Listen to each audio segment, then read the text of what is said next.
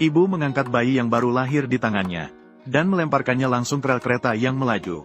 Di saat-saat genting ini, prajurit khusus yang lewat segera menyelamatkan bayi itu. Dia dengan cepat melihat ke arah bayi yang dipeluknya tanpa memperdulikan rasa sakit. Untungnya, bayi tidak terluka.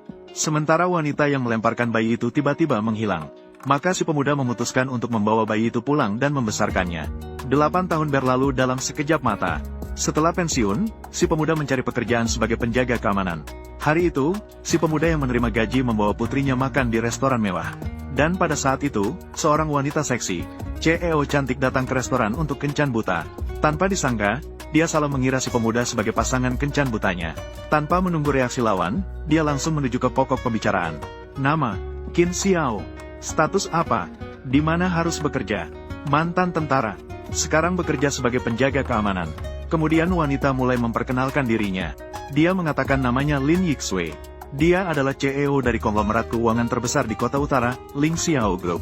Aset di bawah namanya sudah melebihi triliun. Kemudian dia bertanya balik berapa gaji bulanan pria itu.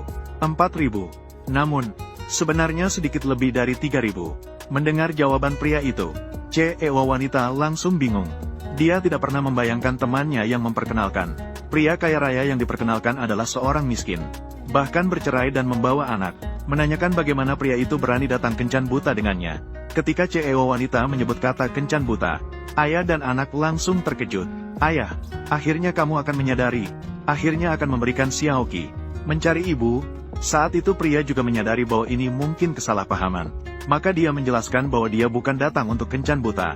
Tidak disangka dalam beberapa menit singkat ini, CEO malah tertarik dengan ketampanan pria tersebut. Dia segera menurunkan harga diri, menunjukkan bahwa dia bukan wanita yang materialistis. Dan dia juga sangat menyukai putrinya. Langsung mengatakan bahwa jika pria bisa memenuhi syaratnya, dia akan membuat ayah dan anak perempuannya hidup tanpa kekhawatiran. Namun pria sama sekali tidak tertarik pada materi dan kekayaan. Kemudian pria itu membalikkan nomor meja yang baru saja dimainkan oleh putrinya. Nomor meja yang sedang dimainkan. Meja nomor 9 di sebelah. Kemudian, dalam sekejap, hanya melihat, seorang pria sedang terpesona dengan dirinya sendiri. Ketika wanita CEO melihat, pasangan kencannya ternyata adalah orang seperti itu. Dia hampir saja muntah di tempat. Dia berpikir lebih baik menikahi penjaga keamanan di depannya, daripada bersama orang seperti itu. Meskipun hidup dalam kemiskinan, tapi setidaknya dia tinggi dan tampan. Maka wanita CEO segera memutuskan untuk menikahi pria itu. Pada saat itu juga, pewaris kaya datang dengan pacarnya yang baru. Tanpa disangka, mereka melihat ayah dan anak perempuan sedang makan. Ah, ini bukan jalan Fenglin kita. Apakah ini Qin Xiao, orang miskin? Bagaimana? Bawa anak perempuanmu. Datanglah dan tingkatkan makanan.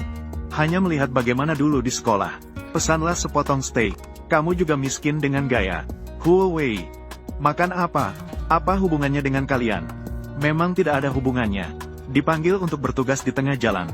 Qin Sueba yang berjaya. Kembali setengah jalan setelah dipanggil untuk bertugas militer. Malah menjadi penjaga keamanan. Agak menyesal. Apakah wanita ini? Kamu juga membunuh istrimu. Wanita ini. Apakah dia akan menjadi korban berikutnya? Namun pria itu sama sekali tidak peduli dengannya. Ternyata keturunan kaya semakin bersemangat saat berbicara. Tidak hanya menghina pria, dia benar-benar seorang pengecut. Bahkan mengejek bahwa putrinya adalah seorang gadis yang tidak jelas asal-usulnya. Ucapan ini juga seketika membuat pria marah. Ingatkan anak kaya untuk tidak berbicara terlalu kasar. Namun anak kaya justru tampak acuh tak acuh. Mengancam dengan identitasnya sekarang.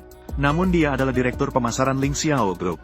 Dan dia bertanggung jawab atas area tempat pria itu berjaga.